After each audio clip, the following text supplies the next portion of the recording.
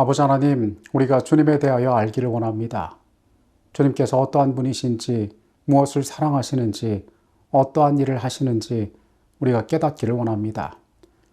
주님, 그것을 알아 우리 역시 주님을 닮은 존재로 살아가기를 원합니다. 주님, 말씀으로 우리를 가르치시고 우리를 깨뜨리시고 우리를 새롭게 하여 주시옵소서. 이 시간 성령께서 우리의 안내자가 되어 주시옵소서. 예수 그리스도 이름으로 기도합니다. 아멘. 주의 성령이 내게 임하셨으니 이는 가난한 자에게 복음을 전하게 하시려고 내게 기름을 부으시고 나를 보내사 마음이 상한 자를 고치고 포로된 자에게 자유를, 눈먼 자에게 다시 보게 함을 전파하며 눌린 자를 자유롭게 하고. 누가복음 4장 18절은 예수님의 사명에 대하여 이야기하고 있습니다. 예수께서 이 세상에 오신 목적에 대하여 설명하고 있는 것입니다.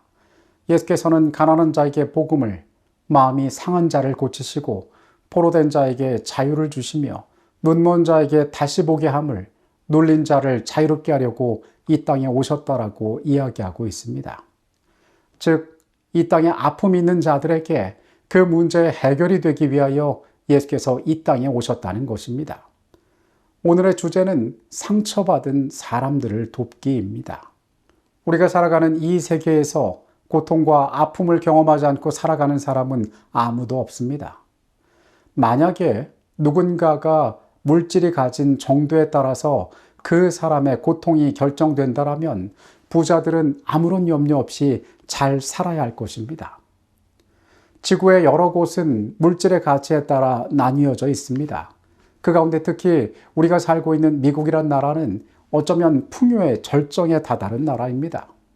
그런데 주변을 돌아보면 잘 알듯이, 그리고 우리 자신의 모습 가운데 잘 알듯이 누구나 고통이 없는 사람은 아무도 없습니다.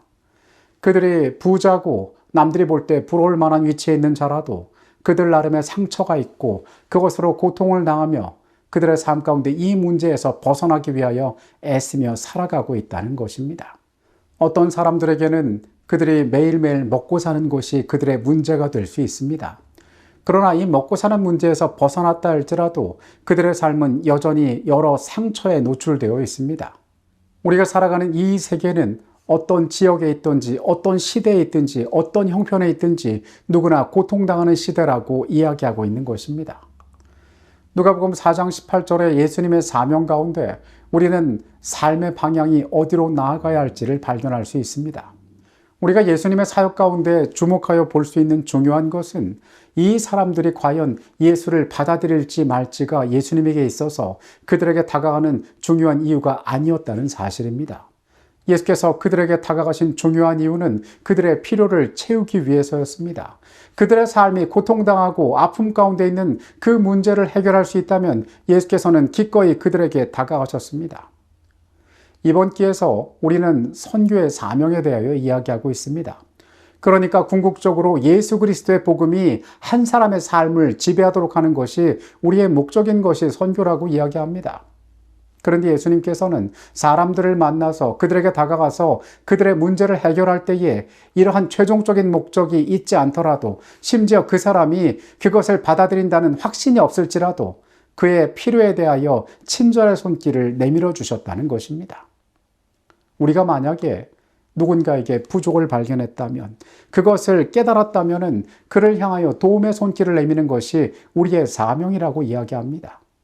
예수께서 그렇게 하셨기 때문입니다. 우리가 예수를 개인의 구주로 영접하고 그분께서 우리 안에서 예수의 일을 하도록 우리를 부르셨습니다. 그렇다면 우리도 그 방법을 따라서 그 사역에 동참해야 하는 것입니다. 성경에 등장하는 많은 사람들이 예수님을 통하여 그들의 필요를 채웠습니다. 그런데 우리는 그들이 모두 다 예수 그리스도를 개인의 구주로 영접했는지에 대해서는 알 수가 없습니다. 정해진 시간, 할 수 있는 노력이 한계가 있는데 우리가 좀 더 효율적으로 결과를 얻을 수 있는 것을 위하여 애써야 한다고 이야기할 수 있는지도 모릅니다. 그런데 우리 주님께서는 그렇게 행동하지 않으셨습니다. 우리 주님께서는 그렇게 친절을 베푸지 않으셨습니다.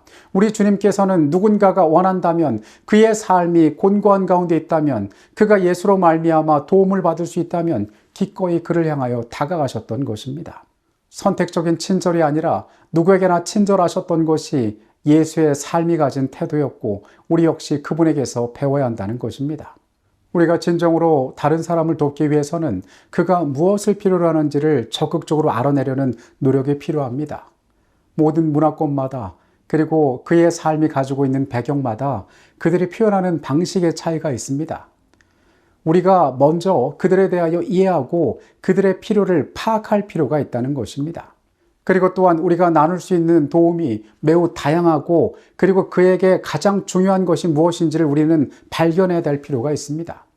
낯선 사람에게 물질적인 필요를 위하여 돈을 건네는 것은 매우 간단한 일입니다. 하지만 만약에 여러분 주변에 사랑하는 사람을 잃어서 고통당하는 사람이 있다면 여러분은 어떻게 하겠습니까? 그에게는 어떠한 물질적인 위로도 도움이 되지 않을 것입니다. 그에게는 다른 것이 필요합니다. 더 중요한 도움을 그에게 주어야 합니다. 때로 상실을 겪을 때 우리가 옆에서 자리를 지켜주고 그의 마음을 지지해주는 것이 그에게 훨씬 더 큰 도움이 될 수도 있습니다. 그렇게 우리는 우리의 주변을 돌아보고 상처와 고통 가운데 아파하는 수많은 사람들에게 그의 삶에 가장 필요한 도움이 무엇일지를 살피고 돕는 자들이 되어야 합니다. 예수님께서는 우리에게 이타적인 사랑이 무엇인지를 가르쳐 주셨습니다. 그리고 그 중요한 사랑의 시작은 상대방을 이해하는 데서 시작된다는 것 또한 우리가 기억할 필요가 있습니다. 내가 남을 도와주는데 이런 것까지 해야 돼? 라는 마음이 우리 가운데 들 수 있습니다. 그러나 예수님께서 이 땅에 오신 그 모든 시간 동안 사람들에게 어떻게 다가가셨는지, 그들의 필요를 알기 위하여 얼마나 애쓰셨는지, 그리고 그들에게 어떤 마음으로 다가가셨는지 우리가 깨닫는다면 우리 역시 기꺼이 그렇게 행동하게 될 것입니다. 주께서는 결과를 바라보지 않으셨습니다. 그들의 필요를 바라보셨습니다.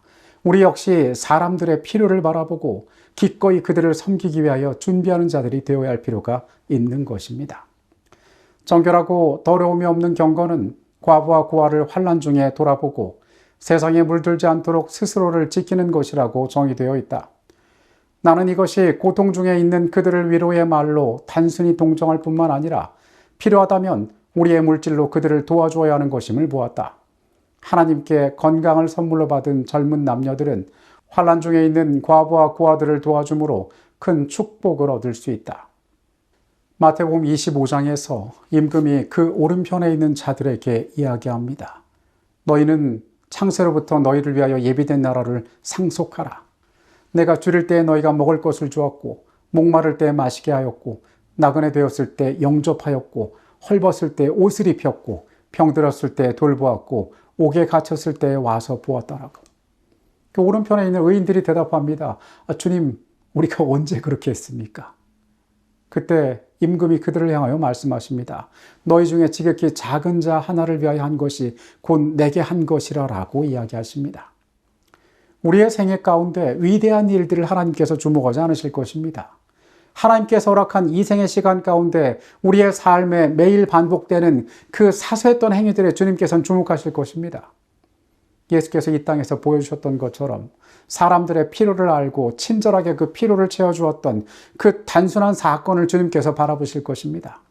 그래, 그 도움 준 사람이 교회 나온데 그 도움 준 사람이 나중에 침례받았어? 그것보다 중요한 것은 이 땅에 고통당하고 아파하는 자들이 있다면 기꺼이 그들의 곁에 있어주는 것이 예수의 방법이었음을 오늘 우리는 기억할 필요가 있습니다. 이런 예수의 모본이 우리의 생애 가운데 역시 나타나게 되기를 간절히 바라겠습니다. 기도하시겠습니다. 아버지 하나님, 예수께서 필요를 보고 달려가셨음을 우리가 보았습니다.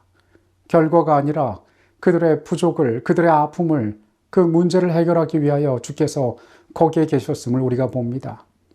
오늘 우리가 주의 아름다움을 담게 하여 주시옵소서. 주와 같이 반응하고 주와 같이 친절하고 주님처럼 살아가도록 우리의 연약한 생애에 함께하여 주시옵소서. 이 시간에 같이 계셨음에 감사드립니다.